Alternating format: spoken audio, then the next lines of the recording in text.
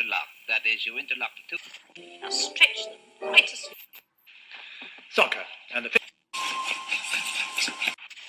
Quiet, please. In exactly 15 seconds, we'll be on the air.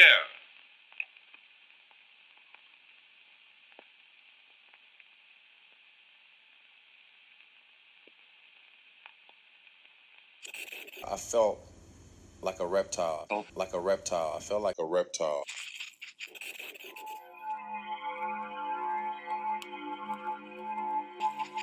Yep.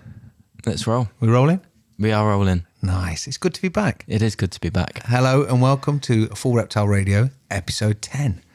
Dude, it's been a while. It has been a while. How long's it been? Probably about 4 weeks or about a month. So this is the third week I've been back off holiday. Well, I think the last I was one... away for 2 weeks. Yeah. So it's been 5 weeks. And then last week we were just busy with everything going on.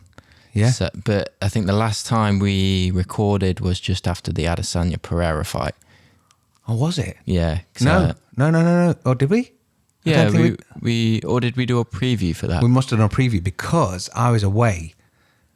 Mate, honestly, the whole thing, because I was buzzing for it. So, obviously, I went to Thailand. It's the first time I've ever been, and it was incredible. Like, a lot of people would have been. If you've never been, if you can go.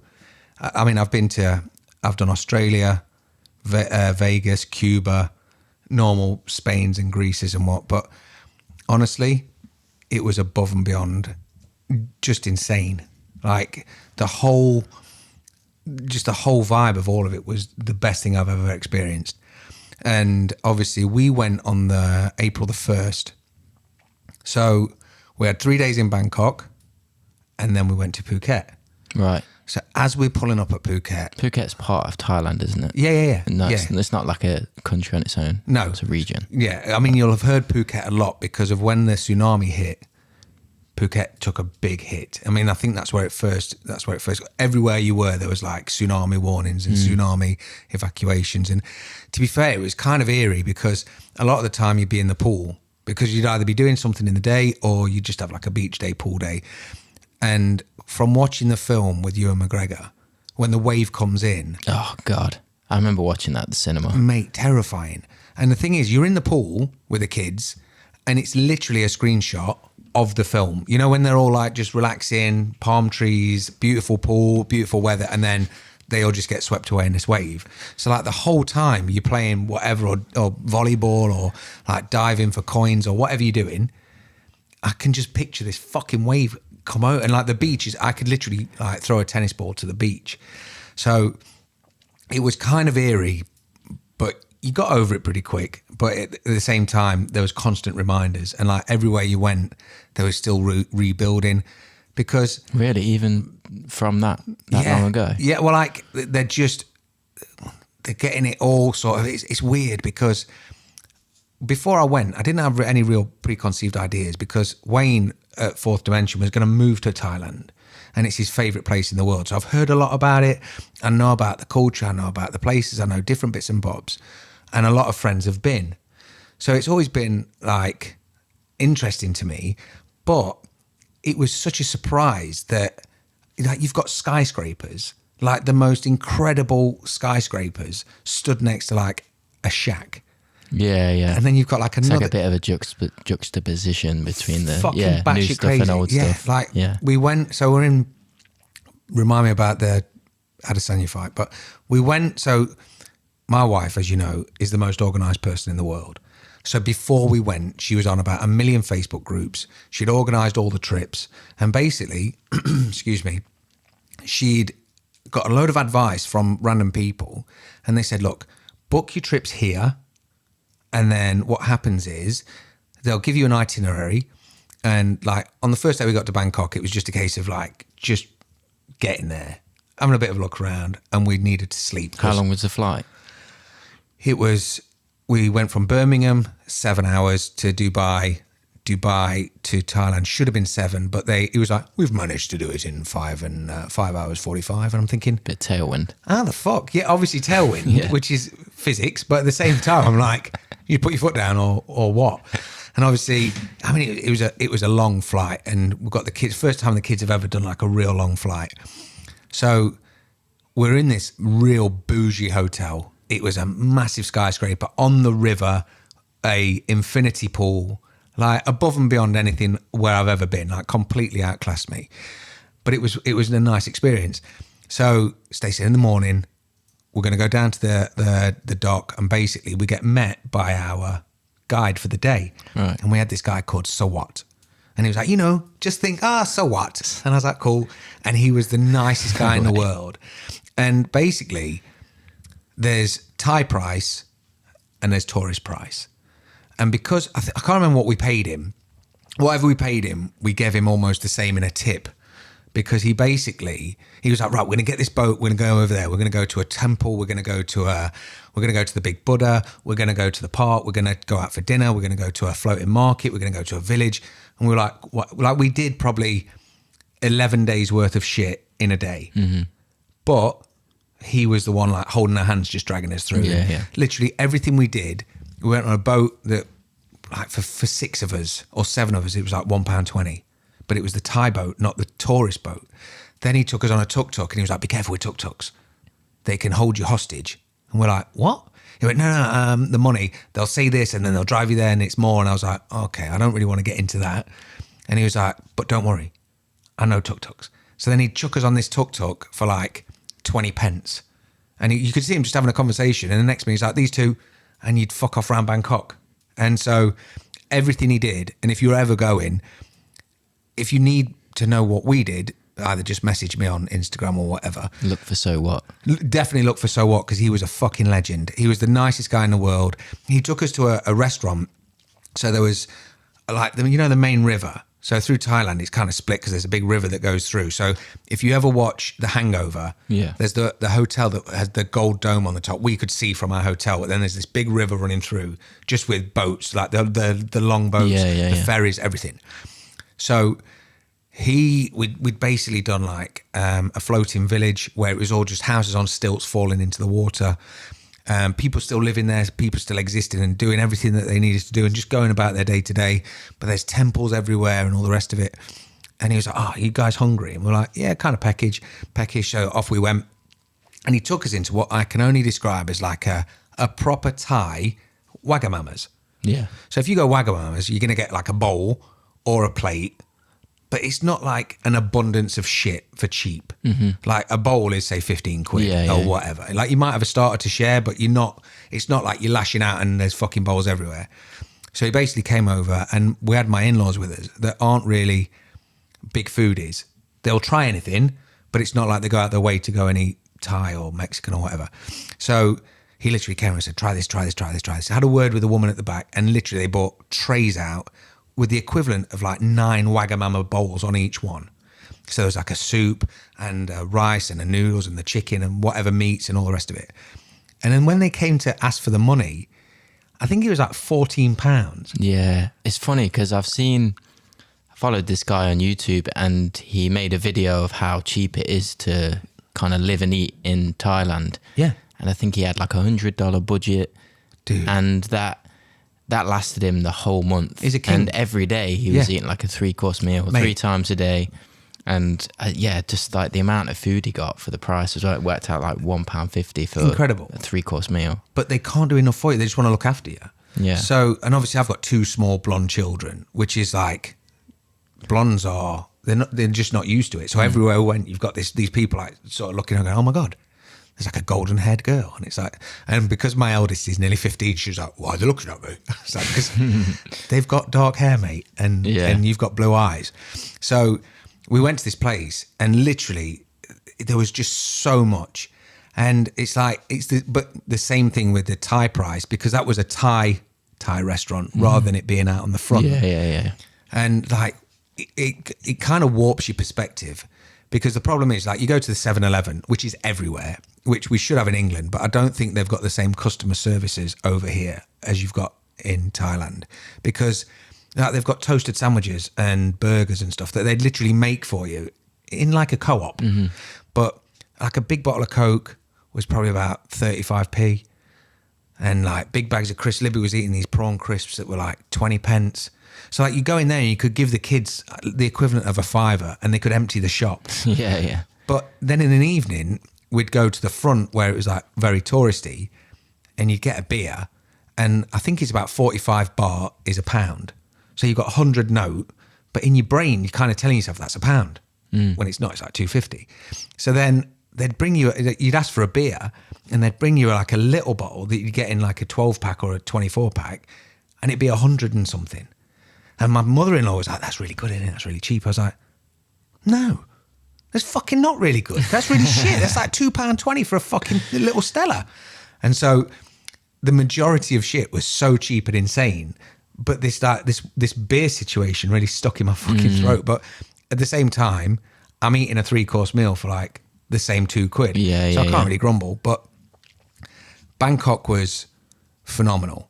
Just like every bit of it. I mean, I took my father-in-law on a tuk-tuk because just up the road from us, there was a place called Asia Teak, which is a bit like a Disneyland. And because we'd been on this whole day out, we then, we got back, and my youngest isn't the most adventurous with food. And so she'd not really eaten properly for a few days. And I knew up by this Asia Teak was like KFC, Burger King, and all the rest of it. So I said, look, I'll take a mooch up there. It's like, I don't know, fucking 10-minute walk. I'll mooch up there, grab her some KFC. At least that way then she's had something in her system.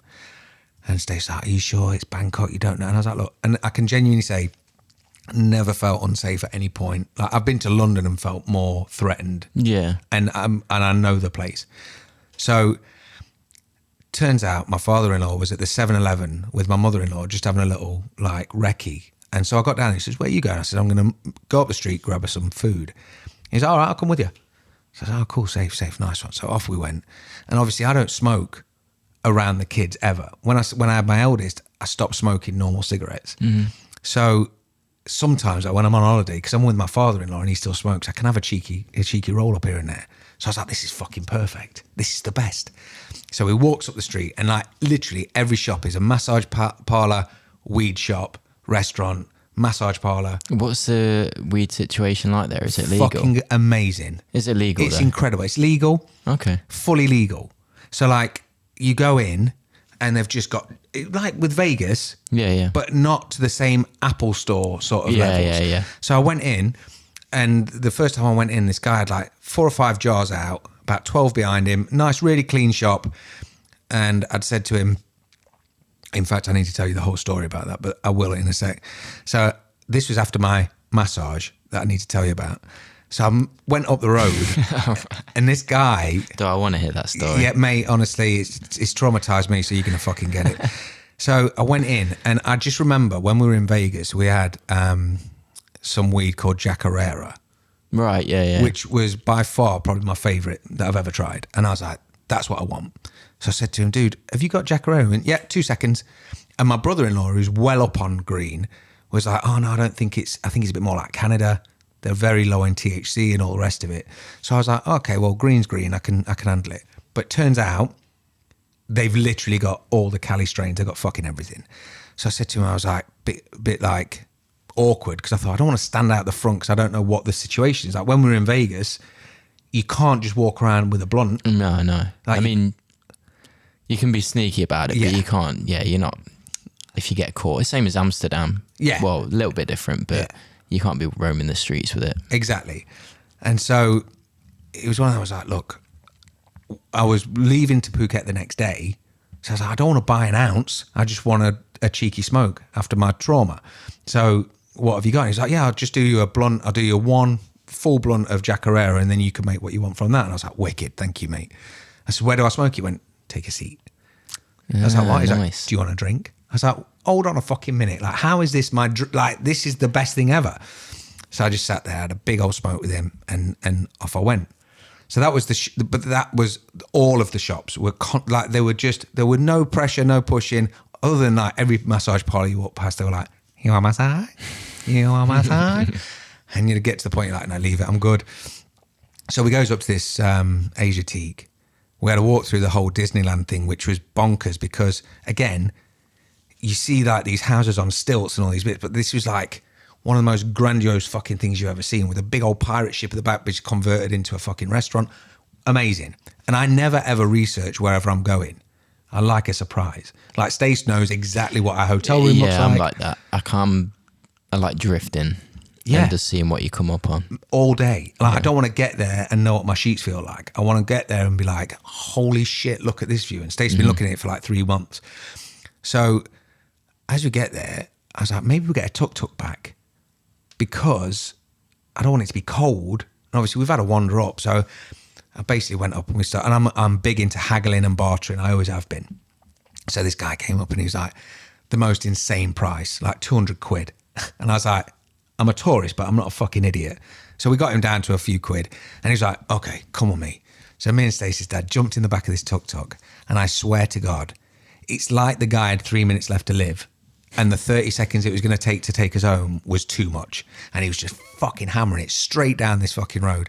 And all the tuk-tuks have got like, you know the lights you used to get on the fair? Like the green, yellow, red, blue. Oh, like the little tiny bulb lights. Yeah. Mate, so you sat basically on a flat bed on the back of a moped with these lights. Every time he braked, every time he accelerated or turned, they would flash, strobe in your face. So I'm fucking like holding onto this bucket of chicken. Stacey's dad's next to me, pissing himself.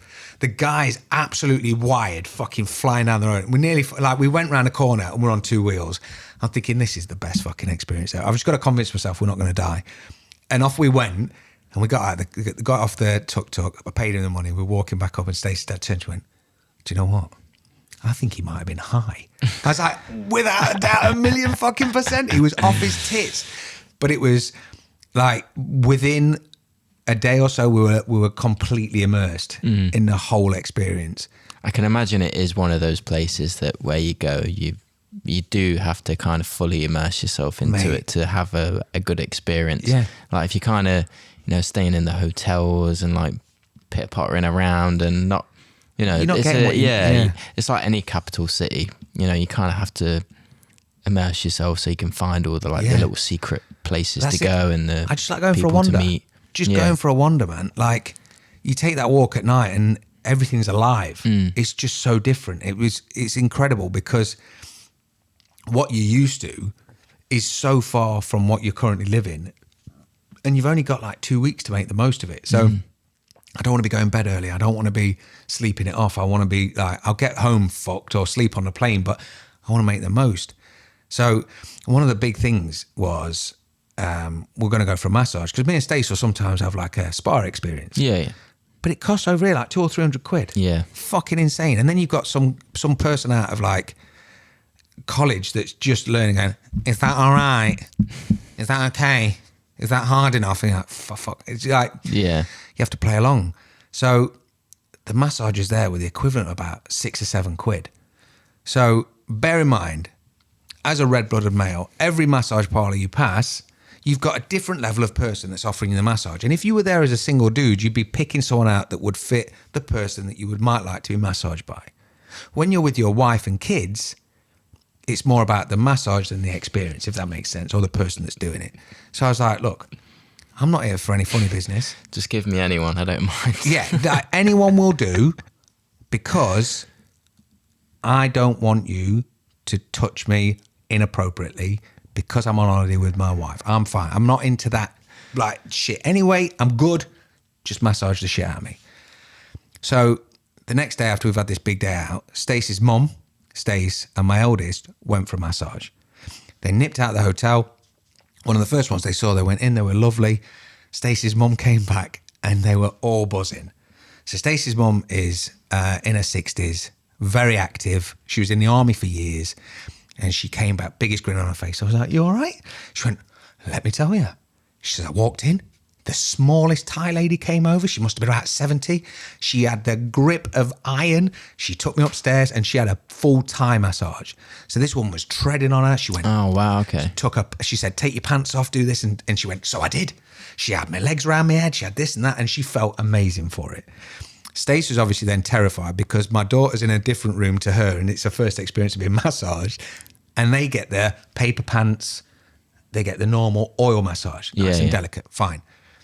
So Stacey gets back. She went, you want to go Tara massage? Go in there. It's lovely. Take your shoes off outside. Do this, do that. And I was like, cool. My wife's giving me the green light. I know where I'm going. I'm not going to get like attacked. I'm just going to go there for my oil massage. No fucking problem. Got my warning. Brilliant. So I walked in and like 9 women just turned around and stared at me. I was like, all right, my wife's just been in with my daughter and my mother-in-law. She said this was really good. I'd like an oil massage. She went, choose a girl. I was like, okay. They didn't say that in their story. Fair enough. That's fine, because I'm a bloke. I'll just choose her. I said, who's good? They all laughed. So then next woman, this woman just walked over, grabbed me by the hand and took me upstairs. And I was like, okay. I'm not saying this is rapey, but it's like, it was a bit fucking direct. So off I went. She went, you take a shower. I was like, okay. They definitely didn't say take a shower. No worries. Fair enough. That must be a normal thing because obviously sun cream and all the rest of it. So I'm stood in this room, taking a shower. She walked back in. And I don't know if you've had a massage, but it's that awkward bit where you're waiting for them. I had my first one recently when I went to Birmingham. Did you enjoy it?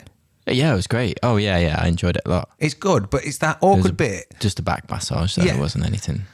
Yeah, no extras. Explicit. It's when they walk you in, and I mean, as a bloke, I can get undressed in probably 1 second. Like Bruce Almighty, just full, it's off. So you know when they walk you up to the door and they go, I'll be back in a moment. I'm thinking, listen, I'm not shy. I'm ready. So I'm sat there like an awkward prick with my boxers on, sat on the edge of this bed, and my feet don't touch the floor. So I'm dangling there like a toddler. And I was like, here we go. And she walked in, big grin on her face, took me off the bed, tapped me on the arse with my boxers and went, off. I was like, my boxers off? Okay. Well, Stacey's mum had to take her pants off. They might have got mixed up. I said, oil massage. She went, off. I was like, okay, fucking took them off, put them on the side. Climbed onto the bed in front of her, which must have been the worst view in the world because obviously I'm now trying to get on face down or face up? Face fucking down. So I'm lying there and she's fully going to town with like oil, doing the massage. Next minute, I've got my face in the hole. So I'm a bit like this. And she pressed my nutsack like a doorbell and went, you want? And I was like, no, thank you. And she went, oh my God. She did it again. She went, it's okay. I said, no, it's okay, thank you. Okay. Fucking terrified. She must have fucking attacked my little sack 5 or 6 times. Just like, you give me a good tip. I was like, I'll give you the best fucking tip if you leave it alone. Oh my God. Stop touching my tail. And so the thing is, lots of people have probably been, lots of people have had the extras. I wasn't bothered. I just wanted a really good massage. Yeah. So from that trauma, I went back to the hotel and they're all in the pool like, oh, was it? And I was like, she touched me. And that was after I'd had my Jacarera, because I'd gone straight from there to the green shop, had a massive cone, came back, gathered myself, and they were like, are you all right? And I was like, so all holiday, all anyone said to me at any point in a restaurant or anything was like, you want? I'm like, stop it. It's terrible. And the thing is, it's just normal. It's just the most normal thing. And obviously if you're single or whatever, that's cool. But at the same time, I'd explicitly said, my wife sent me here. Please stop touching my nuts. So yeah. You're going there for a specific need that you wanted a massage. And not further. emptying. Yeah. Yeah. So following that, when we're in Phuket, we've got there was a massage place within the hotel.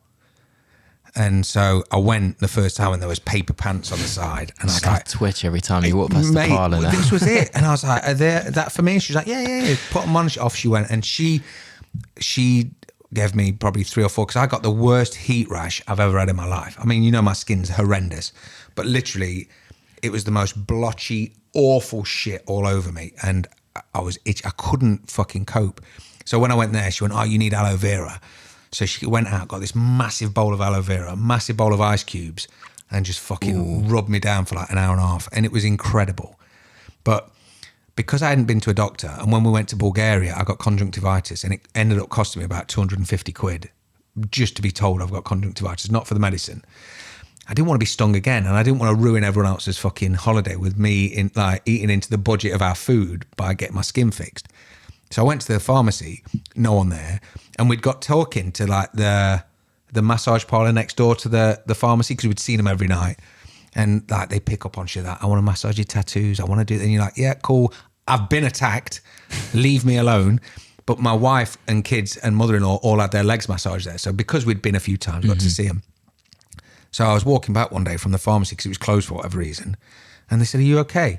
And so I didn't have a top on, and so I just showed her my, like, all this blotchiness. So she went, come with me, grabbed my hand, took me into the 7-Eleven, bought me some tablets, bought me some calamine lotion, and I stood there paying for it. And this British guy came over to me and went, excuse me, mate, I think you'll find there's a pharmacy next door if you go and see them rather than seeing a sex worker.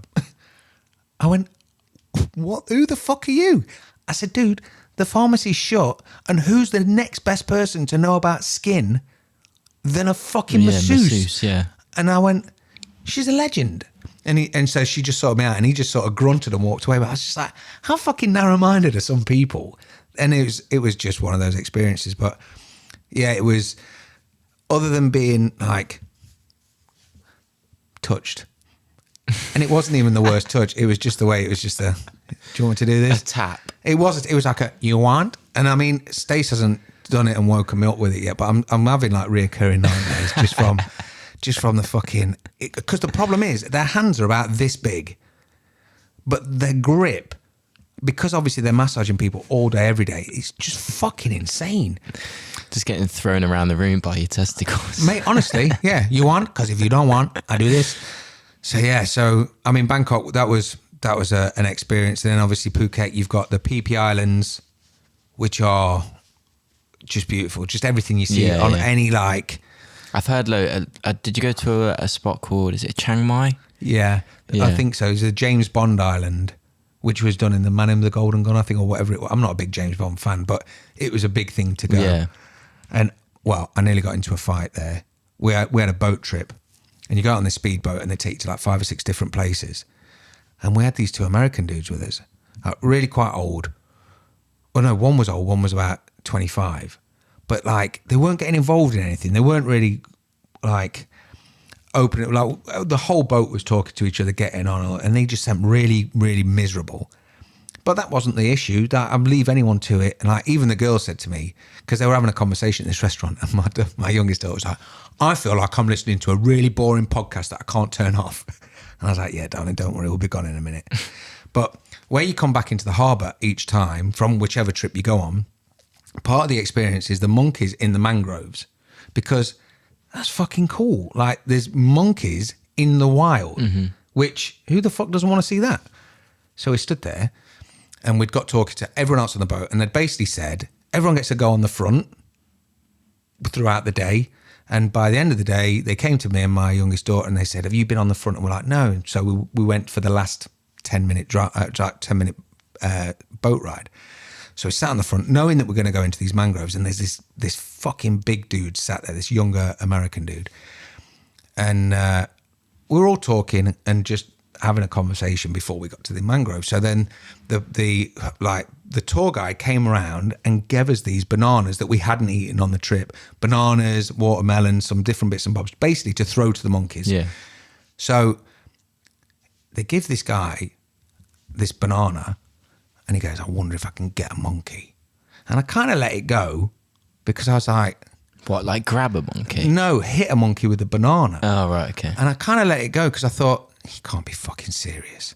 And I've got my youngest daughter with me, and I'm trying to... Because as a parent, as much as you want to do the experiences, it means more to you to go, right, well, there's 4 bananas, you can throw all fucking 4, because it means so much to them. And like, you're living vicariously through them anyway, so it doesn't matter if you're doing the throwing or they are. So there's this mom, I can't remember her name, she was lovely. She had a daughter and her husband was there, and like, we'd been talking. So she was stood on the front of the boat there, this guy behind me, and then me and Libs. And he fucking peeled back like he was pitching a baseball and pinged this banana clean across the mangroves. And he went, God damn it, that was so close. That would have been so cool if I would have hit a monkey in the head. And I just had to turn into full prick. I went, are you fucking serious? I said, what would have been really funny if that little monkey would have jumped on a boat and ripped your fucking face off? And he just went, and literally went full wide mouth frog, just went, oh, okay, and went straight in the boat and fucking went straight back in. I was like, who tries to throw a banana at a monkey's fucking head?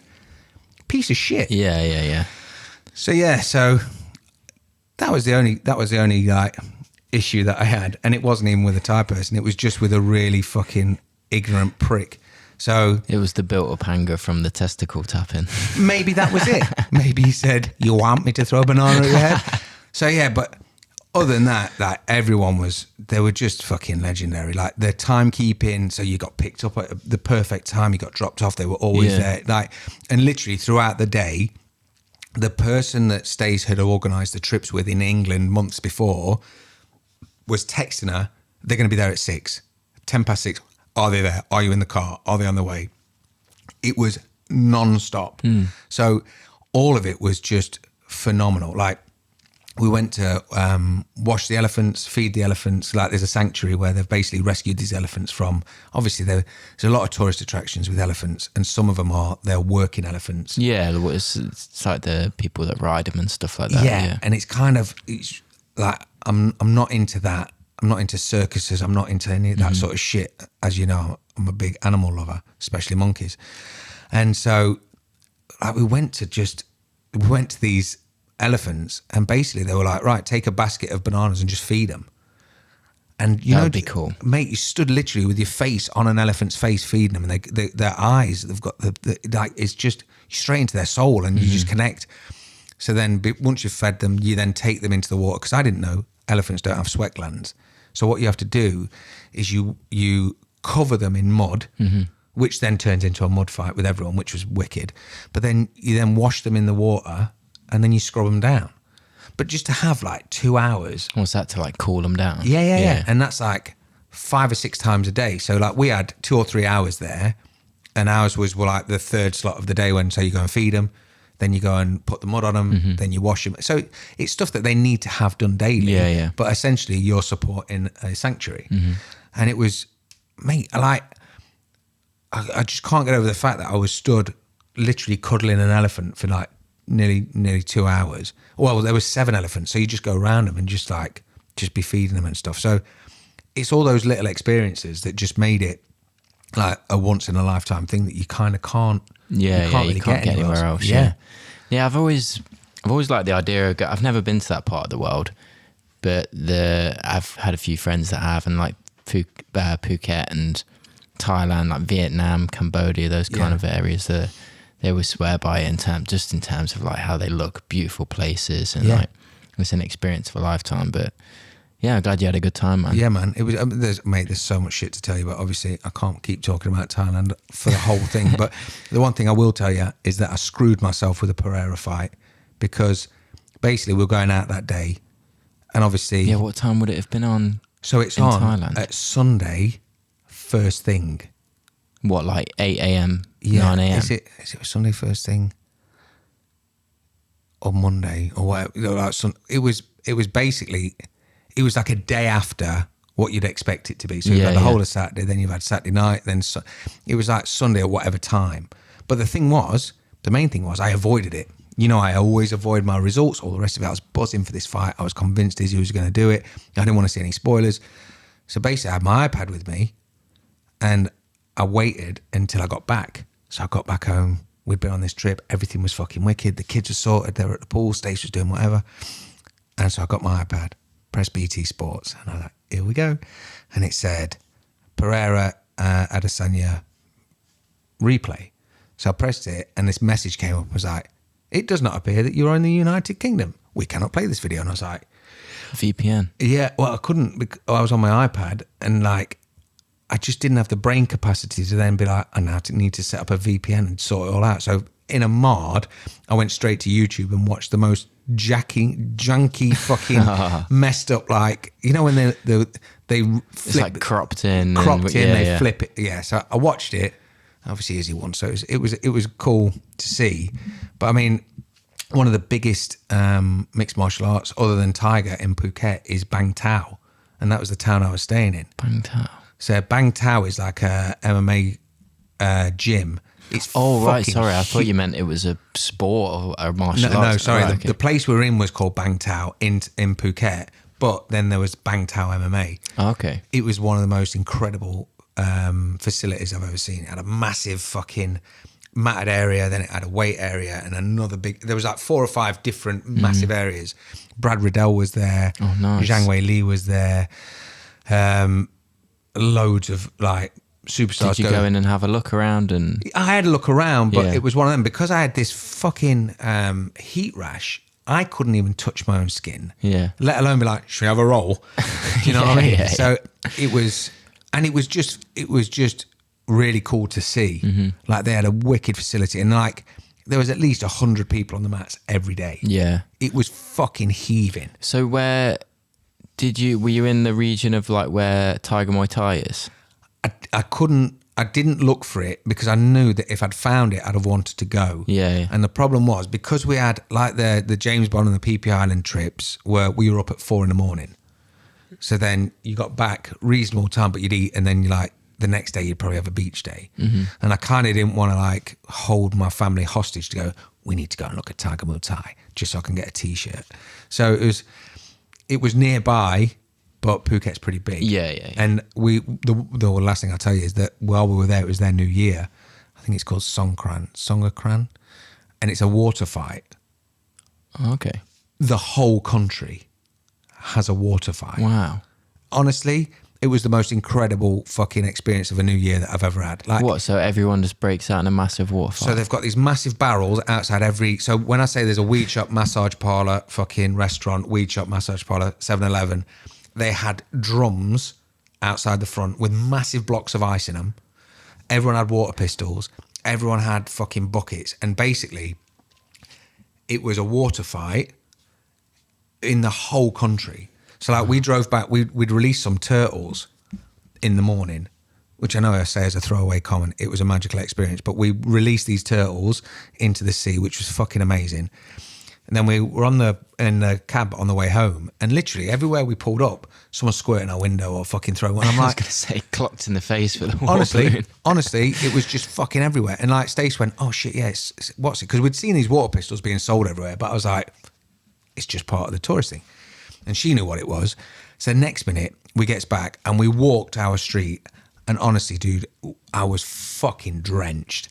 And the kids, I bought them a water pistol each. So we went up the street, got all the way to Bang Tao. They had a fight with the fighters, came back. Everyone's out and they're dancing. They put this chalk on your face and fucking do all this stuff. It was so cool. But like a car would pull up with the windows down and they'd get a bucket of water in like a brand new Civic and they'd just laugh it off. I'm like, Happy New Year. And off they went. I'd be like, if you spill a glass of water in my car, I'm fuming. It's like a drive-by, but water. Honestly. And it finished about 5:30. But on it, how long does it last? Like all day? All day. And you That's sick. But you can't go anywhere because we went and we were having a water fight for hours and hours and hours. And like at one point, it was about 5:30. They said it calms down about 5:30. And I was like, cool. We had packing to do because we were coming home on the Friday. That was the Thursday. So we went back up into the room, got everything sorted, packed everything away. And I was like, man, we've got to go out for something to eat. So we went down into like, our hotel had a driveway in, half the hotel this side, half the hotel that side, like hut style. And opposite is where the 7-Eleven is and all the rest of the shops.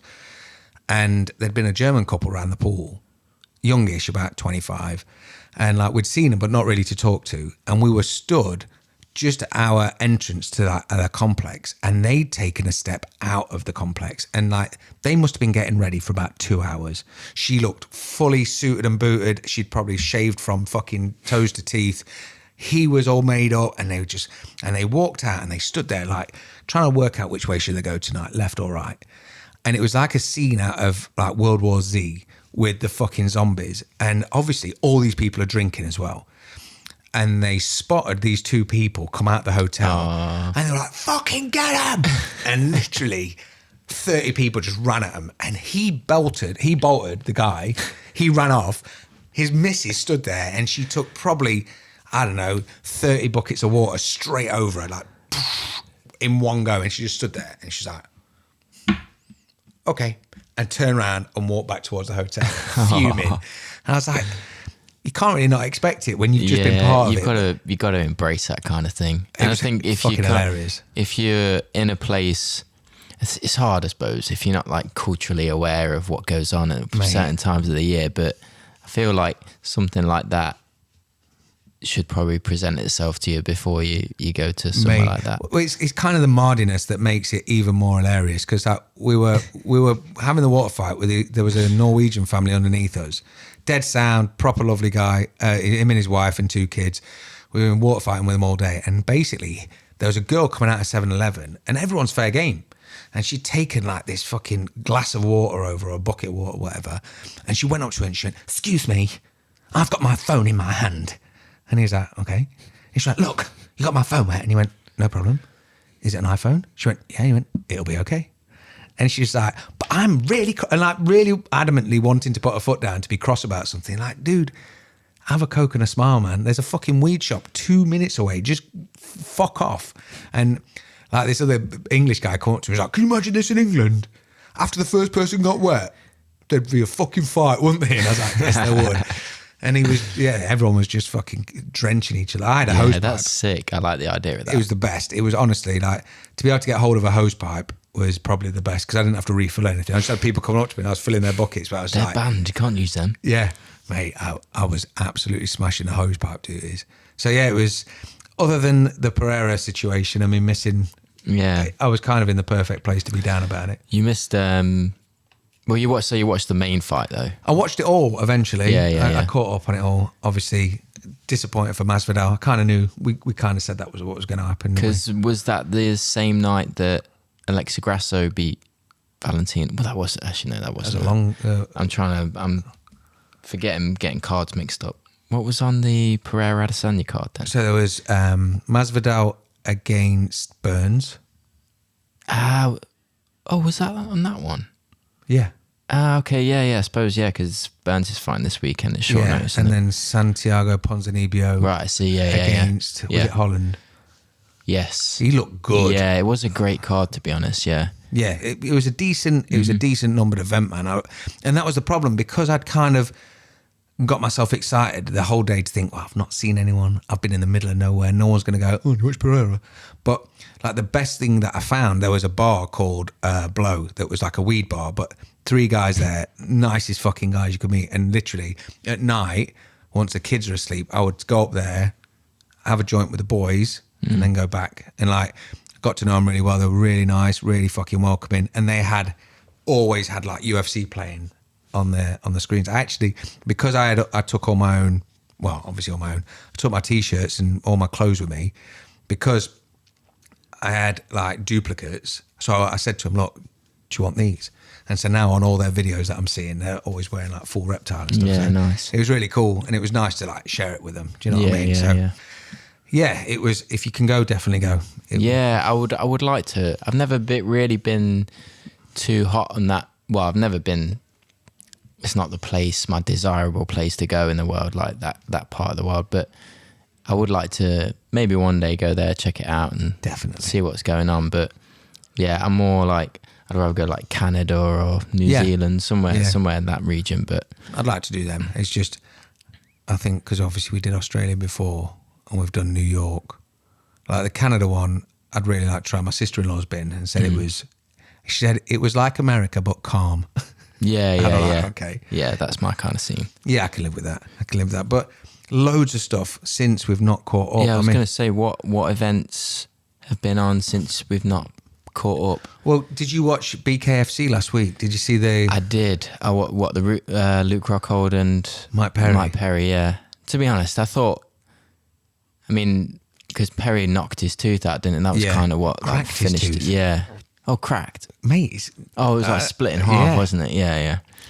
I thought it would last longer than it did, but I think Mike Perry's kind of found his vocation. He's built for that. Perfect vocation. Yeah. I mean, everyone's got a chin, and obviously everyone's chin's got a lifetime or lifespan. But he seems to just get it done, and I think he seems more turned on in the ring or the cage than anywhere else. Because there was times when I was watching the build-up that I thought, is Luke Rockhold getting the better of him? You know, because Luke Rockhold's quite well spoken. Oh, you mean between like the bands back and forth? Yeah, and obviously Luke's quite a bit bigger than him. Like Luke has fought at like heavyweight, he's fought at middleweight. Excuse me. So I didn't know if Luke was going to find his feet a little bit in this because he's got the range and the rest of it. But he just seems built for it. Yeah, I think. Like obviously he obviously won in the UFC, but he wasn't like super successful. And I think he's smart to go in because like BKFC attracts those kind of personalities as well, doesn't it? He's like perfectly made for it all day. He's got a great chin. Like, he loves to scrap. He's got platinum tattooed above his eye. Yeah. Like, that's a win all It's day. a wild sport for like a wild character, and he certainly fits it. And I liked how he didn't really call McGregor out, but he was like, I want to face off with McGregor. Yeah. McGregor walks The in fact with he the was title. there. Yeah, but because Conor almost sent bipolar. Because he was like, at one point being like, yeah, thanks a lot. But then we're like, I'll fight you. And obviously, he's nailed probably a litre of fucking proper 12. But it was just, I think because he's got that air of just not giving a fuck about anything anymore. Like, I know obviously him and Dana are close, or they get on, or they work well together. But he's kind of, because he can just work his way out and into anything and like do it in a sort of, not in such a brash manner. You know, when he jumped the cage at Bellator, he's doing it in slightly a different way, but just to see him in there was like, that could be cool. Yeah. And it would be interesting to see, because the thing is, I mean, Dan's always said it, like, bare knuckles a different beast. Like, hitting someone or hitting something, like, with nothing on your hands is there's consequences. So the fact that I was always a big fan of Mike Perry, but he was outclassed quite a few times. And so for him to now go, all right, well, there's no kicking. You can't push me over. We can't go down. So literally we're going to fucking stand and bang. So that was good. The Alvarez and... that was a great fight, yeah. Chad Mendes and Alvarez, yeah. Mate. I'd like to see that, run that back, to be honest, because it was a split decision, wasn't it? So it could have gone either way, but... No one lost, though. No one really lost, did they? No. But it was, I kind of gutted that Mendes retired, because I know that obviously his stint in the UFC at the end, like, Conor sort of halted that a little bit. Like, he had the chance against Jose, which could have been, I know obviously Jose was just a fucking animal. So the fact that he lost that, and then when he did retire and then came to BKFC, I was like, cool, that's a cool name to have in there, because he's like that short stature, that real stocky, like, power punching stature. And I was like, that could be fucking good. And when it was pitched against Eddie, I was like, this is going to be fucking gold, which it was.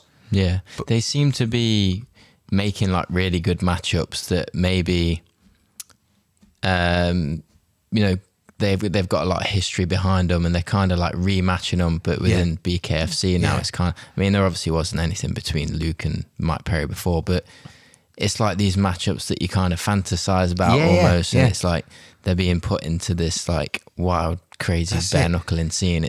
Well, the work's kind of been fun. done. Like, the history has been made by the UFC, which had a few more rules in place. And it is like Rockhold and Perry, because they were different weight classes. So the fact that they're coming together is like, I think it kind of doesn't matter. Like, it doesn't matter what MMA show you're watching. It doesn't matter what fight it is. But if you recognize anyone, it gives you that little bit more spark of an interest. Like, you could watch, I mean, all the BKFC, there's that, I can't remember his name and I don't want to butcher it. It's something Baboon or something like that. I don't know his name, apologies, but he is a fucking animal. But because he's been an animal brought up through this sport, I don't know enough about him. Whereas as soon as you go, Eddie Alvarez, I'm like, I'm fucking there, man. Yeah. Do you know what I mean? So it's kind of, it's a genius platform, because the work has already been done, and the research and the development had been put into all the fighters to raise them or whatever within a different organisation, that now you've got them, even on like Masvidal's card, you've got something where you go, I know that fucker. So once you're watching it, it's a lot like the UFCs now, because UFCs come around so much faster. Like, I used to be able to tell you every single fighter, their nickname and their record on the roster. It's impossible now, because there's that many. But what you find is they'll put a main and maybe a co-main that gets your interest, but then you end up watching from the prelims, and then you start finding your new favourites. Which obviously is just a business thing. It works really well. But I think whenever you've got someone that is kind of, it's like with the Jake Paul and Nate Diaz thing. Like, I'm never buying a Jake Paul fight. I'm interested and I'm intrigued and I don't mind watching it and I like seeing it unfold. But now he's fighting Nate Diaz. I'm like, I think I need to watch that. Yeah. I think I need to see that. I think, but the only thing is, because like obviously this weekend's fights, Aljo, Henry, I don't know if you watched the press conference last night, where Henry was kind of talking about his plans within, then, you know, if he beats Aljo, he wants to fight O'Malley. Then after that, he wants to move up and fight Volk. for the featherweight title. Yeah, and I saw him kick the teddies off the stage. But not quite kick them off. Yeah. But the only thing I find at the minute is like by people doing that, it kind of holds up divisions a little bit. Yeah. And it's like, obviously, you know, we've still not seen the Yair Volk fight. Yeah. And that could go either way. So, but it's, I just feel like when there's people like Henry and same with John Jones coming back into the sport, it just seems to hold up the divisions a little bit because the people who have been fighting and constantly working, it just kind of get pushed back a little bit. Yeah, and it stutters that momentum a little bit because, like you say, once you've got something rolling and like it's someone like Izzy that wants to fight all the time. Do you know what I mean? Or like these fighters who are, or Kevin Holland is willing to fight all the time. It seems like the only good thing from that is that you're climbing a ladder. Yeah. You don't want to be doing it for kind of nothing. It's like with the trilogy fights and stuff. It was the same with the Moreno Figueiredo thing. Yeah. It's like, obviously there was a break between their third and the fourth fight and Moreno beat Kaikao France for the interim belt. But I don't know. It's just like it's always working back to that same narrative. Need to be like you don't need to face each other like straight after. I don't think. No, it's like if you face the champion, obviously if you lose, but then I don't know, give someone else a chance and give the champion another look, and then it might change hands again, and then you've got a whole nother. Exactly. Yeah, it's kind of the same like with Izzy and Pereira.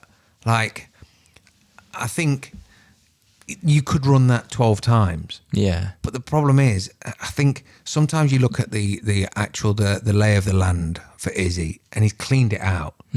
So then you've got Pereira, who's this fresh prospect, essentially, that the history is 3-1. And you could keep running it, but it's like you say, you've got to give it, like even make the number one contender, give that the same sort of hype. But the whole way that the UFC is promoted nowadays, back in the day, you used to know the cut man's name, the coach's name, the training partner's names. Everyone was raised at the same level. Does that make sense? So like, I wouldn't normally know Stitch Durant's name or fucking like, we roll in. Oh yeah. Bert. Yeah, Bert Watson. So like there's these kind of people that are integral to the sport and give it a lot more angles because they would talk to Bert and he'd be telling you about what's happened backstage, like stuff you wouldn't know off someone else and all the rest of it. Whereas now it's like they've got a budget for half a dozen.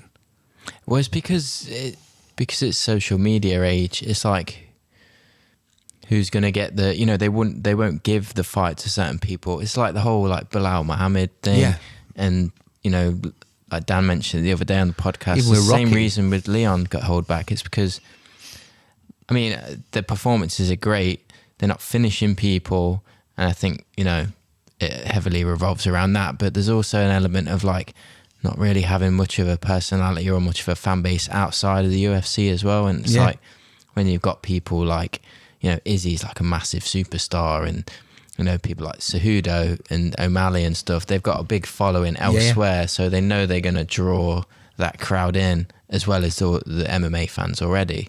Yeah. And I feel like they do focus on that a little bit too much now, and it kind of people get pushed back a little bit. Or when you look back and you've got like the GSP era, GSP, he couldn't really even speak English that well when he first was on the scene. Same as like with DC. DC was never a fan favourite, but you'd tune in, you'd watch it, you'd always watch it. And I think because you're watching everyone raise at the same sort of level, it was such a different experience because like the embeddeds and everything was a lot more geared to like just educating around the whole thing, not just an individual superstar. And I suppose like where the Conor effect has come in, I mean, obviously you had it with Brock a little bit, you had it a bit with Ronda, but nowhere near to the degree that you had it with Conor. And obviously, like, partly he made it incredible. Well, he kind of set that standard now, hasn't he, for people? Which he has, and it's mostly seen as a massive positive. But at the same time, you've got the lower levels or the, like you say, Belal's and fucking Leon's that essentially they're worthy of a title shot. Like we had people back in the day getting title shots because they'd run through everyone else. But you still was tuning in to either see this amazing champion get dethroned or them do what they're going to do. It's like when you look at, like, Mighty Mouse has got his fight this week, hasn't he? Tonight, yeah. Third fight against Moraes. How can you hate, like, Mighty Mouse? But I might say as well, that card is stacked. On one. The one championship fight tonight. If you've not checked it out, obviously this will be out after the event, but I think you've got DJ Moraes, Rod Tang's fighting, you got Stamp Fairtex, you got Owen Sang, I forgot his name. Okay. But yeah, if you're familiar with the one and like the franchise and everything, and the fight is on the one championship roster, it's going to be a wicked card. If you should definitely tune in. Do you reckon, or if you have, I hope you enjoyed it. Yeah. After the fact. Yeah. Do you think DJ will hang up his gloves after this one? I don't know. I think it depends. I don't know. I've not heard any new. Is he came out and said that? Yeah, he's said that, because I think it's the first time his family's going to be there. Right. And okay. he said that it's probably going to be his last, or maybe his last one. Yeah. But I mean, the thing was, it was like when he fought Cejudo the first time. Like, Cejudo is obviously, since, I know the people he's beaten has been impressive, but when you were tuned into DJ's run and how good DJ is, and the fact he stopped him with that knee, like, if you listen to that first fight with him against Cejudo, I know Cejudo is coming in off these massive accolades of like Olympic and all the rest of it. DJ he was like, nah. And if you listen to that fight back, just listen to when that knee lands and the noise that Henry Cejudo makes. Yeah. Because any king of cringe that was a part of him at that point was knocked out of his stomach by DJ. I know obviously then he fought again and came back to win it. Was it a split decision when he fought DJ? Because I thought that DJ had won it. I know obviously he beat DJ, but it was by decision. And I still think that DJ... I can't remember that their last fight. The one where Cejudo got the belt. Yeah, well, he won and obviously went on to then beat the who's who of the fucking weight class. The one thing I appreciate about Cejudo is the way he's kind of picked his opponents.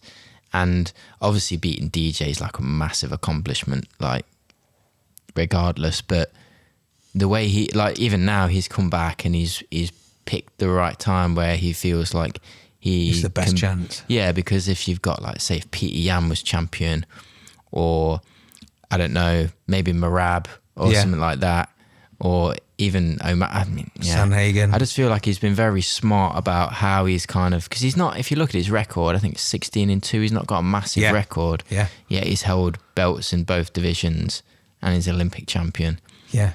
But it's like, he claims to be like the best combat sport athletes ever. But then when you compare it to someone like DJ with his record and who he's beat and the amount of time he held the belt for, that eclipses, I think, in my opinion. I find it difficult with Cejudo just because I don't think he's sure of his own character.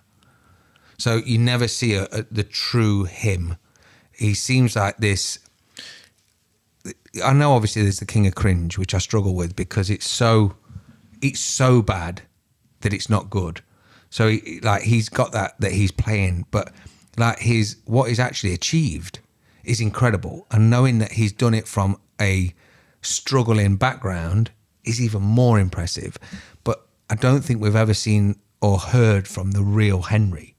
It's always been a character like, when someone, I don't know, when someone's just a bit smug, like, when you'll see someone ask someone a question, they go, well, and you're like, come on, man, just be fucking real. So they were asking him about Conor and he was like, well, he was a bit disrespectful to my manager. He's like, hold on, isn't this the dictators that you were hanging out with in his fucking mansion? Like, how can you start having morals about how someone was... Don't get me wrong, the whole Khabib's dad thing and all the rest of it, that's kind of shitty. That was shitty. But when it comes to, like, Ali... Is it Ali Abdelaziz?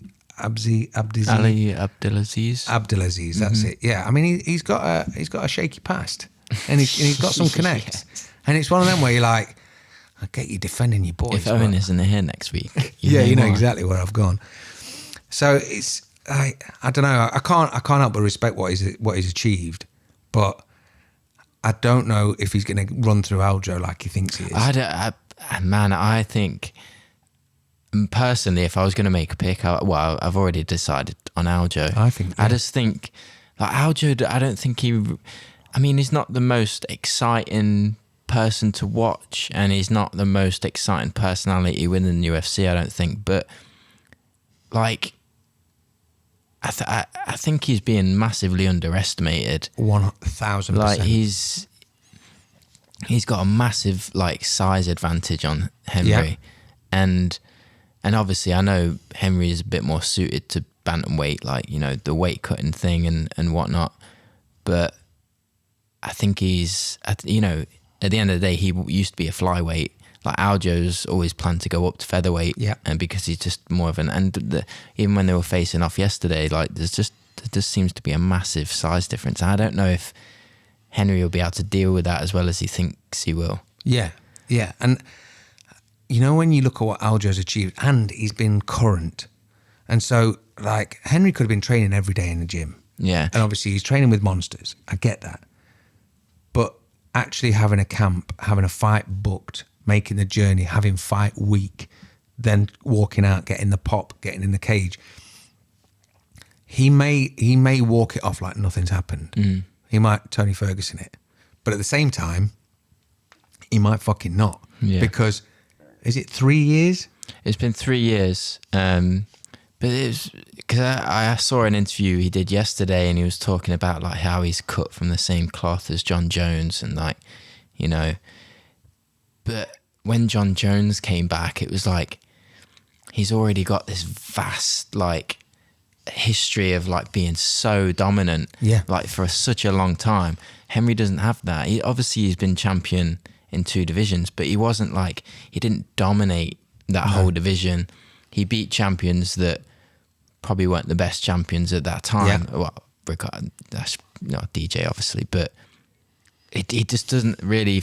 To me, he doesn't have that same kind of resume as someone like John Jones. Not at all. So I don't think he can step in there and... No. I mean, you can't take away from the fact that he's achieved what he's achieved because he has beaten, like, obviously, Dominic Cruz and Dillashaw. I mean, there's always a question mark with Dillashaw, especially with what were you on or what weren't you on or what the fuck was happening. And obviously with Dom on his knees and all the rest of it. But like you say, it's not like he was facing the Yan. He wasn't facing the killer at the time. And obviously... Like with the only thing that swayed me slightly or put a slight bit of doubt in my mind, I wasn't aware that DJ trains now and they're quite good mates. Yeah. Him and Henry are good mates. Well, this is the thing he was talking about as well. Like the people, like the champions go to Henry Cejudo for specific training and whatnot. But I don't know whether he's kind of just manipulated that into him. Yeah, there's like who was it? Like Yuri, Zhang, Figueiredo, John Jones, obviously, and and obviously that's happened, and people are doing that and going to him for help and work and whatnot. But he's very good at making sure that everyone else knows that. Do you know what I mean? And that's what I mean. That there's no doubt that the guy is mad skilled. And he is really fucking good. There's no doubt about that at all. It's just seeing someone's true personality and how they are compared to like a really strange, like false ego character is, I don't know. I mean, I think that's why I admire Leon a little bit because he's like, you want me to play a character? Nah. Yeah, I appreciate that more. And he's like, nah. And there's no doubt that he's incredible and he's a fucking great fighter and all the rest of it as Leon, but he's not selling pay-per-views, but really he's there to fight. So like, look, you get what you fucking get. And we've had it with champions in the past, we'll have it with champions in the future. It's just with Henry that he's chosen to create this weird personality and then, like you say, any narrative, it's like, he was answering a question the other day and he's like, well, he's actually really quite complimentary when I'm breaking him down and stuff. And you're like, right, what? Like, be you. Just be you, because I would love to really want him to win and follow him and be like, I really fucking like this guy. But actually, like what Aljo went through with the whole knee to the ground, it was a weird thing. I mean, in that moment, his whole resume was kind of pulled from under his feet. Does that make sense? Yeah. Like you look at his record and he's done nothing but fucking win. I know he's got a couple of losses, but it's not like he's done bad. He's fucking dominated in the shadows. So when he did get that call up, and obviously Jan was an animal at the time, and I feel he was piecing him up and looking good. But the knee happened. Now, majority of fans, the majority of casuals and fucking diehards are like, oh, bullshit. You can't tell unless you're in the fucking place and all the rest of it. So the only thing you can do is rerun the fun, as Pat Sharp would say on Funhouse. So off we go, and fucking he made it look easy. Yeah, he made it look easy. So with that in mind, like, and then he fought Dillashaw. I know apparently Dillashaw had one arm or whatever, but who knows if fucking Aljo had one arm? But when you've got the team, when you've got fucking Matt Serra and what's his name? He's fucking Ray Longo. Ray Longo. Yeah. It's such a good fucking. It's a good family unit that's like just iron sharpening iron. I honestly think that Aljo takes it, but who the fuck do I know? I don't. I never. It's so difficult. It's not It's not the best pay-per-view. It's a bit. Yeah, it's a bit patchy. Yeah, it's a little bit. I mean, the main card's great, but yeah, I don't think I'm going to stay up for this one. But we'll see. It might be an epic main event. I think it will be, because there has been such a long period of like build up for it between Aljo and Henry. As soon as like Cejudo signed to come back and stuff, it's been lurking in the shadows. But yeah, it's I'm looking forward to seeing him back and seeing how it plays out. Yeah. And what are you saying about Burns? Belal and Burns. I think Burns takes it. I think he's on he's got a lot of momentum at the minute, and I think because he probably sees this as his last chance to make it to the title again. Yeah, I'm backing Burns. Can Belal hams at him? Yeah, but no. You don't think? No. Belal's fucking tough, man. He's another one who like kind of doesn't really maybe get the. He doesn't. But the props that he deserves. But is that down to decisions? Yeah. What was it? 16 decisions out of 22 wins. Which the problem is, there's so many fighters back in the day. There's so many fucking times that's happened. Like, look at John Fitch. John Fitch, I don't know if you know him or remember him. He was like, I think he had like a 19-fight unbeaten streak, something like that. GSP beat him. And then he got into a contract dispute about his likeness on a game, and like Dana was like, cool, fuck off. Yeah, dude, he's an animal. I mean, he got beat after, but obviously that's going to fuck with your head no matter what. And I think, regardless of how you get in the wins, if you can't stop being stifled either by the wrestling or whatever it is, then that's the bit of the mix in the martial arts that you need to fucking get better at. And it's one of them where, like, you can't have your very best fighter being third on the roster because they're boring, because they're the fucking very best guy. Do you know what I mean? Like, if Khabib never got that shot because he was basically ground and pounding people, then he wouldn't have ever been champion and had that final finish. So it's kind of, I don't know, like, once you see Rocky do it, and then Rocky put an exclamation point on it, in my opinion, because not only did he win in the most insane way with a head kick, but then to come back and go, all right, I get 5 more rounds to try again and fucking and look even better. So, like with Belal, I don't know, man. He's never been to the dance. He's never had that championship option. He's never been where Gilbert's been. So I think it just burns a different fire. And because he's like, they've made this as like a late replacement, haven't they, for Oliveira? Yeah, it was, Oliveira and Dariush, it was meant to be, yeah. Yeah, which would have been an amazing fight. Yeah. And obviously that would have maybe just, because like Dariush is a similar one, where he's so good, he's a tough old guy that's like, he's about, but his expiry date's getting closer because he's getting older. So, yeah, I mean, with Burns and Belal, I've kind of not got a dog in the race. I'm excited to see. Yeah, I'm excited for that fight because I think there's so many, like a lot of things that Bilal's good at. I feel like Gilbert can kind of negate it, and then this vice versa. Both, you know? yeah. So we might not see that much grappling. We might see a little bit of stand up, and Bilal's a bit longer than him, and Bilal's got a decent jab. I mean, he's got good hands. Well, they both have, but obviously Belal being a bit taller and a bit. We saw it at the weekend with Jimmy, and when you can't make that distance, or you can't like miss that jab, it kind of the game plan is it gets a bit more rocky. It's halted as well. Exactly. Yeah. Exactly. And obviously, if then they're both going to negate each other with takedowns, it's going to be an interesting fight.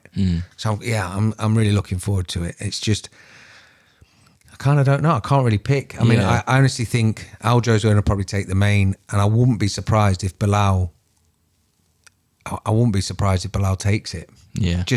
And Burns, it's like when Andrade came and fought the other day. She fought one and then fought on a short notice, and she got beaten. And I'm not saying that Burns isn't ready, because he's more than ready, but turning around that quick, and you're not turning it around against some fucking clubman. You're turning it around against a ranked, hungry, wanting to prove a point opponent. Do you know what I mean? Yeah. And especially with Belal wanting to get back to Rocky after that eye poke, because who knows? Belal could have taken that fight and he could have been next in line. Do you know what I mean? It was like, because I think Bryce Mitchell's pulled out as well. Yeah. But he released a video saying that, you know, he didn't want to go in there at like 65%, 75%. If he's going to do it, he wants to be in there 100%. Yeah. And I think, it's true. You can't, as much as like time's against you, and, you know, you probably do more damage than good if you go in there at like 70%, and you know. But then again, it's like you need to get paid and all that. I think the benefit, like I was saying earlier about fights being every week now, it's like back in the day it was once every couple of months or whatever. Like you would be preparing for an event, and if you dropped out of that, like the amount of people, Frank Mir, Sylvia, so many of them would give you whatever fight you're talking about. And they'd be like, yeah, well, my left leg was broke. I couldn't hear for 2 weeks. I had a fucking slip disc, or I had 3 broken ribs.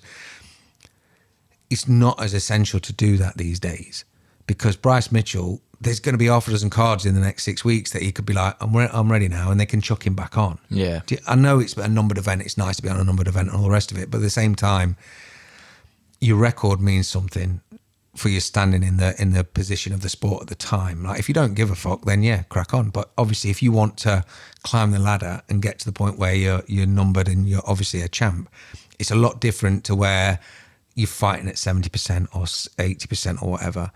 And it's just, I think he's made the right decision, because is it Mosaic? What's his name? Who he's against? Who was Bryce Mitchell fighting?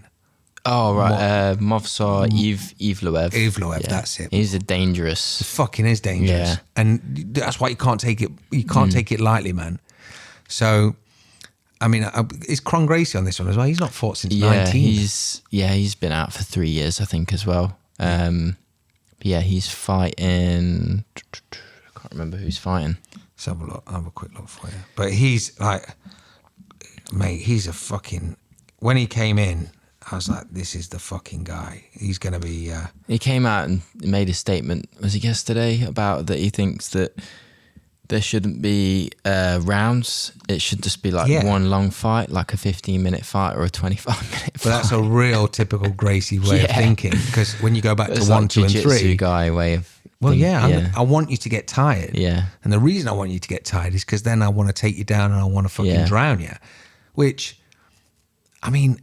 It wouldn't be, I don't know, like there was tournaments they used to have in Pride, there was different time limits they used to have in Pride, and there's been so many different elements of MMA that have been coming up through the years that have been and gone, that it might be interesting that if UFC 1 week was like, do you know what, we're going to do a tournament, they're going to fight 3 times in a night, you'd be like, fucking hell, this is old school, let's go fucking all the way back.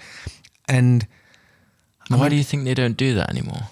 don't know, man. I mean, is it just the evolution of the sport, or the evolution of the sport, the safety of the fighters, the trauma, the like. You imagine, you watch any of the first few UFCs when people are fighting 2 or 3 times in a night. You could have a concussion after the first fight, then you now. So it will probably never happen, and the 15-minute thing will probably never happen because, as much as we call this a fight, it's a contest. It's not just a fight. Yeah. Do you know what I mean? It's like, I mean, Conor McGregor said it when he was talking to Mayweather. He was like, don't get this twisted. This isn't a fight. This is a competition. If we were fighting, I would fucking kill you. And you think, well, you probably fucking would.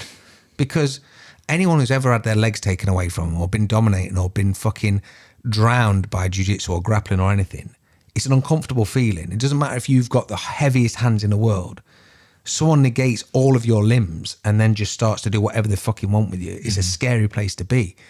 So I get what he's saying about the 10-minute rounds or 50-minute rounds, but when you got stuff like Slapfest coming up and fucking bare knuckle, you never know. Someone might make a new tournament system where you fucking fighting for 15 minutes. But for every fight that was exciting for 15 minutes, there was equal fights where fighters stood with their hands on their knees, just really trying to gather themselves. It's not a good look. No. And it wasn't good for them because that 1 minute, they are getting a bit more information, they're having a bit of a drink, they're having a second to fucking gather themselves. And that is how people now train. They don't train for 15 minute fight. Yeah. So it was Cron's against Charles Jourdain. Oh, right, yeah. I think Jourdain's probably going to fuck him up. Yeah, I mean, his last fight was against Cub, wasn't it? And Jourdain's a lot like Cobb, like he's a game striker. So it'd be interesting. I mean, when he came out before and was it Bruce Leroy that he wrapped up and he just seemed unstoppable. Yeah. And he just, the Gracie light was shining so fucking bright again. You're like, I think there's a lot of like having that name though, man. It must be a lot of like pressure on you. Must be. But did you see him mug off Henry Cejudo? No. So on one of the embedded, Cejudo's sat and he's signing posters and he's like, hey, is Nate here? And he's like, no, he's at home with his kid. And he said something and then Cejudo's carrying and he's signing his posters and he's like, God damn, I'm handsome. Or something like that. And Cron was just like, I don't want to be around that guy. Didn't say it, but he was like, just let me know when he's finished. And kind of walked off. Right. And because he obviously trains with the Diaz's as well, doesn't he? So he's fully Stockton. But it's a bit like having a Rolls Royce dragster. Do you know what I mean? Yeah, it's like having a bit of a fucking he's got the regal element of the Gracie name and the skills that back it up and all the rest of it. But under the hood, he's a fucking gangster. Do you know what I mean? He's hanging out with Nate and Nick, and that breeds a different kind of fight. And the Diaz brothers never really send anyone out ready to get beaten.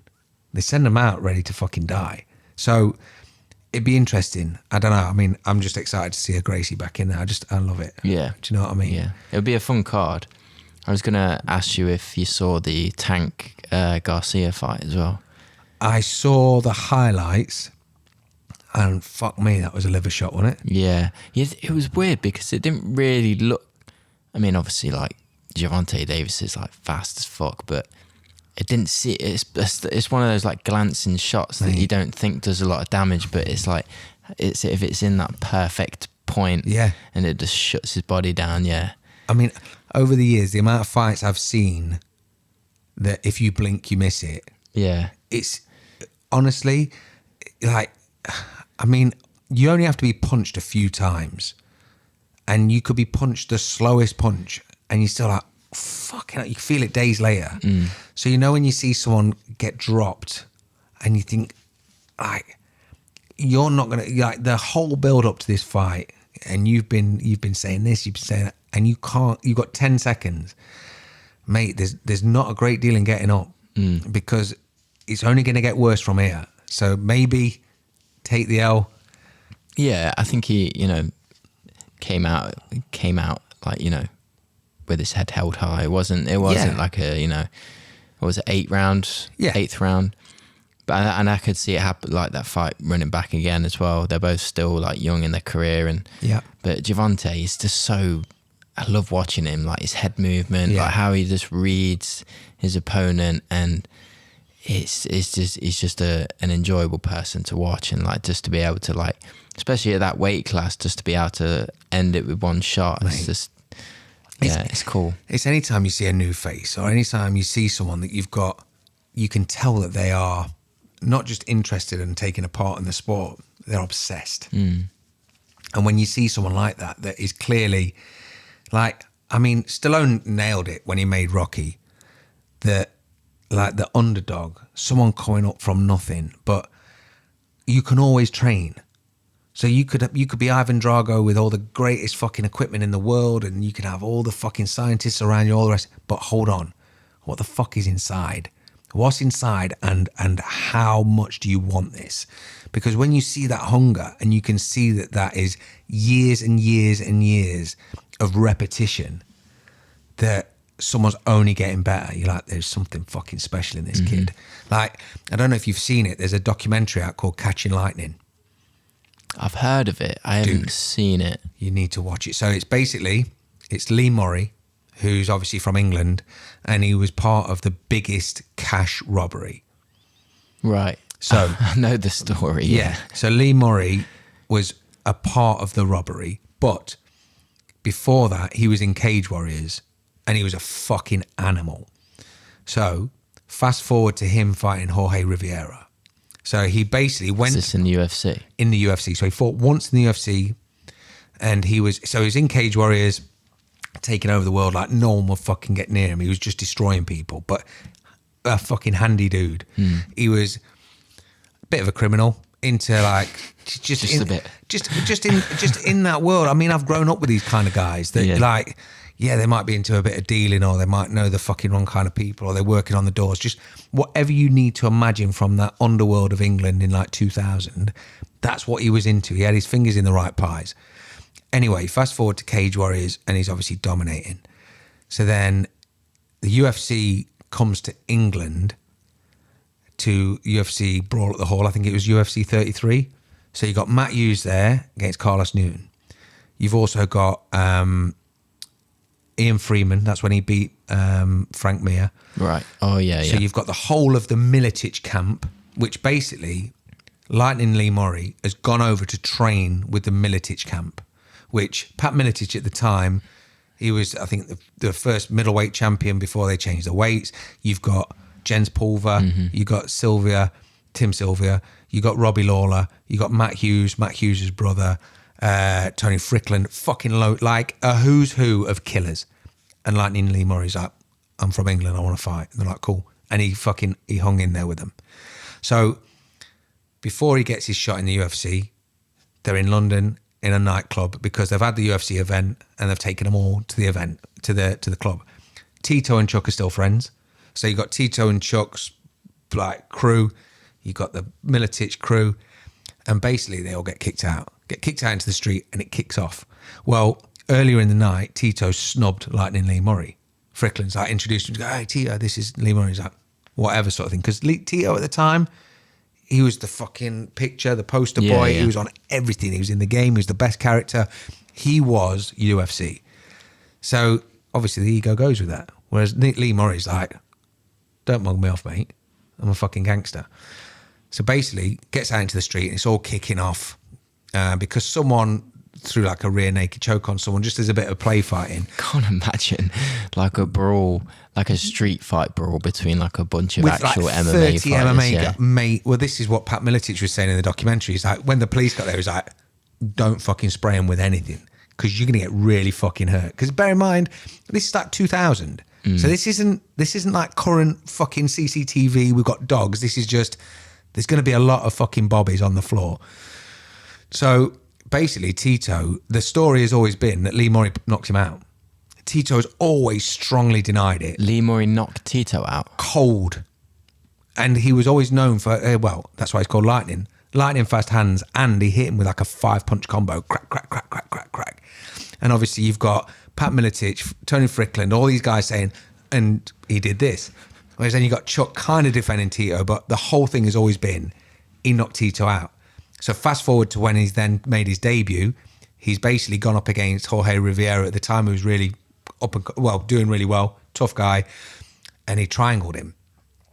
So he was then meant to fight again in the UFC, but basically had a road rage incident by this psycho that tried to attack him, piece of shit, but went on his record.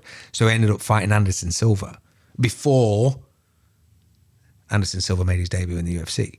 Ah, okay. So you imagine, Lee Murray went 5 rounds with Anderson. He probably overtrained, they think, and he was a bit flat, but he went 5 rounds with Anderson Silva, who was fucking good at the time. He's still Anderson Silva. Anderson Silva then made his debut, and I think his first 4 or 5 fights, I don't think it went around. So you got Chris Lieben, destroyed. Rich Franklin, was it Travis Luter? I can't remember. Whoever it was, Anderson Silva wasn't fucking about. But Lee Murray went 5 rounds with him, took his best. So it's like, it's a cool thing because it's a 4-parter, but you've got like his build-up. I've kind of explained a bit of it to you, but you've got the build-up, the UFC background, the fighting background, then you've got the robbery. Fuck me, man, like millions. And just interesting how they did it all and how they got caught. But it's a really cool, it's called Catching Lightning. Oh, I'll check that out. The thing is, you don't really get that. I mean, obviously the sport's changed and it's a lot more like professional now. And I guess it's the same as like, you know, when you had like footballers back in the day, like, you know, fucking smoking cigarettes and like drinking and going out like the Gascoigne kind of characters or whatever. But yeah, like once the sport gets to that point of like professionalism and like you don't really get those characters. I mean, they're probably corporate. You don't. I mean, they obviously come from like, I guess the closest thing to that nowadays is like the Diaz brothers and like Masvidal. But it's played like they used it as like this character within the sport as that person. Exactly, because there's all lawsuits and shit now. Whereas back in the day, it's like, you imagine that brawl. And when you watch it and you hear who was involved and who was fighting who, you'd be like, if this was like a Colby Masvidal fucking lawsuit or a fucking... Well, the Diaz Jake Paul lookalike fucking... Yeah. I seen Masvidal like tweet at Nate, like, if you need a lawyer, I've got one. That's pretty cool. Which is cool, but it's not the same... It's not the same grunge. No. It's not the same grime. So, interesting. It's good. And the only other program I tell you to watch very quickly is Jury Duty. Is this the one you mentioned, the series? Yeah. Okay. So basically, one guy, so all these people in America, they were wanted to make a documentary on the American judicial system. Yeah. About a case. So they all applied. Is this a mockumentary? Oh, it's a mockumentary. Okay. Well, it's a documentary, but it's fucked because it's so good. And basically, you've got one guy who's there and he doesn't know it's not real. Every single other person is a setup. So all the other jurors are actors. The judge is an actor. The plaintiff, the fucking every single person is an actor. Okay. So they keep throwing mad shit at him all the time, and he's the chairperson of the jury, and like they're just laying this shit on him, and he's like, "This feels fucking weird," and it's so interesting because basically he's never done it before. He takes it really seriously, and you know James Marsden, who's in Sonic the Hedgehog, he's Cyclops in X-Men. Oh yeah, he's been in fucking everything, right? Yeah. He's a juror as well. And he gets there and he's waiting, right? Because obviously there's like a jury of your peers. So basically there's like 100 people, then they choose the 12 from or whatever. And James Marsden's there and he gets talking to him. And then he realizes, like, oh my God, you're an X-Men, you're Cyclops. And James Marsden plays a really massive douche of himself. Right, okay. So he plays James Marsden, but he like fucking really hams it up. Yeah. And he's talking to him and he's like, oh, you're Cyclops. He's like, listen, when you're talking about me, don't tell people about the X-Men thing because it's a small part. It's like, there's bigger films you can tell people. And he's like, oh, okay. He goes, I was in Sonic. And he's the main human character in Sonic. And he goes, oh yeah, I heard it was shit. So the whole thing, it's only like 8 parts, but if you get a chance to watch it, it's fucking really interesting. Yeah, I'll check that out. Yeah, it's good, man. Is it like, obviously there's the one guy that isn't aware of this is going on. Yeah. Is it like a social experiment kind of thing? Kind of, yeah, right. Kind of. And I don't want to tell you too much because it's just, there's just so much batshit crazy stuff that they kind of throw at him to see what happens. Yeah. And like one of them's having a breakdown and he's like, what the fuck? And it's like one of the jurors, she's constantly falling asleep.